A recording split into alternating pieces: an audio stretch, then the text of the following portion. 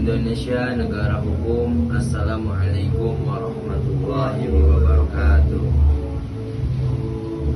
Duduknya kami di sini berdua untuk melaksanakan tugas ujian tengah semester mata kuliah hukum perdata yang diampu oleh Ibu dosen Maisaroh.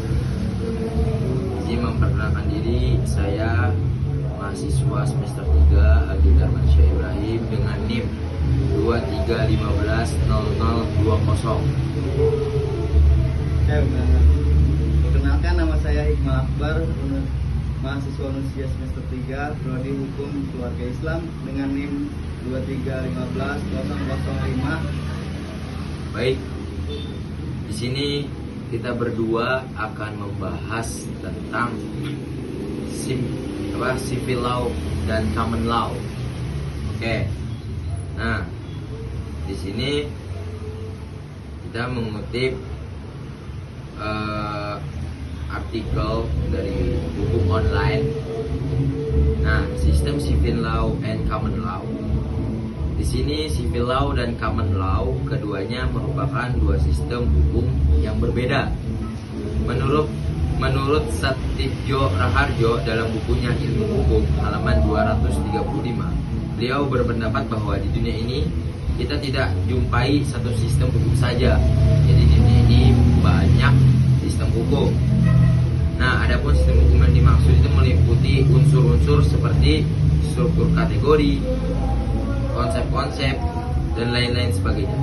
Nah, perbedaan dalam unsur-unsur tersebut mengakibatkan perbedaan dalam sistem hukum yang dipakai. Nah, lebih lanjut, Pak Satidjo ini mengatakan bahwa kita mengenal dua sistem hukum yang berbeda. Yang pertama itu sistem hukum Eropa benua, dan hukum Romawi Jerman, atau yang kita lebih akrab menyapa dengan civil law sistem untuk yang pertama, dan yang kedua itu common law system. Nah, terkait dengan civil law dan common law ini, singkatnya perbedaan keduanya terdapat ciri-ciri pada masing-masing hukum. Nah, apa sih perbedaannya, ciri-cirinya? Nah, kalau civil law itu bermula dari daratan Eropa yang didasarkan pada hukum Romawi.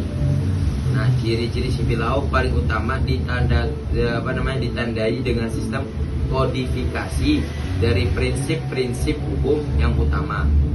Nah, bagaimana sih karakteristik sistem civil law? Nah, ciri pokok civil law adalah sistem ini menggunakan pembagian dasar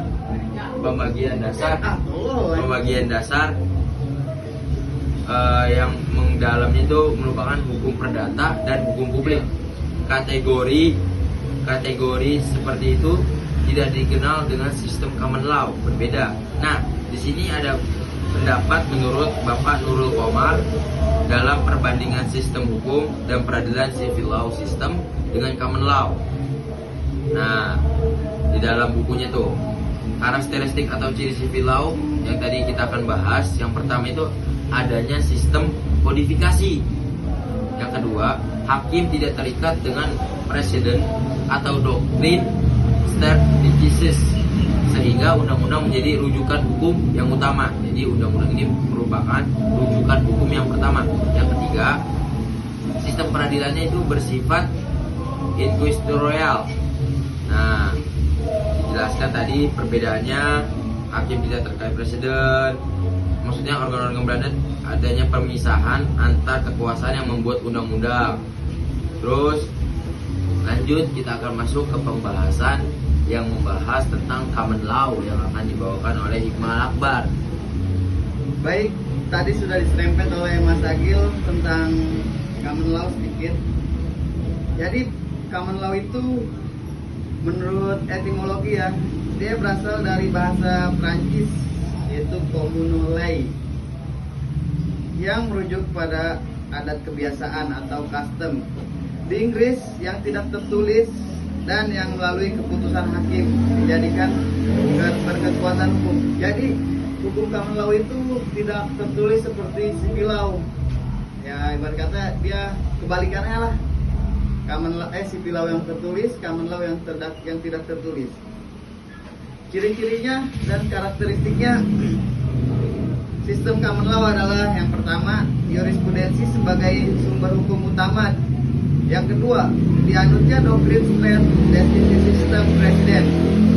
Dan yang ketiga, anniversary system dalam proses peradilan. Adapun yang ketiga, karakteristik common law itu akan kami jelaskan satu persatu sebagai berikut. Yang pertama, jurisprudensi sebagai sumber hukum utama. Itu ada dua. Yang pertama, alasan psikologis, yaitu karena setiap orang yang ditugasi untuk melaksanakan perkara, ia cenderung sedapat-dapatnya mencari alasan pembenar atas putusannya yang merujuk kepada putusan yang telah ada sebelumnya. Ya, jadi hukum yang dijalankan itu melihat ke belakang yang sudah terjadi. Dan yang kedua itu alasan praktis, adalah putusan yang seragam karena sering diungkapkan bahwa hukum harusnya mempunyai kepastian yang menonjolkan keadilan pada setiap kasus-kasus konkret.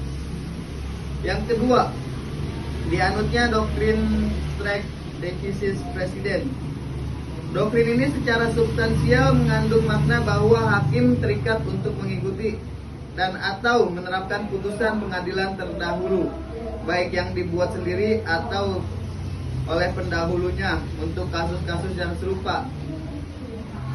Dan yang ketiga, adversary system dalam proses peradilan. Dalam sistem common law ini, kedua belah pihak yang bersengketa masing-masing menggunakan pengacaranya untuk berhadapan di depan hakim. Para hakim masing-masing menyusun strategi sedemikian rupa dan mengemukakan dalil-dalil dan alat bukti-bukti sebanyaknya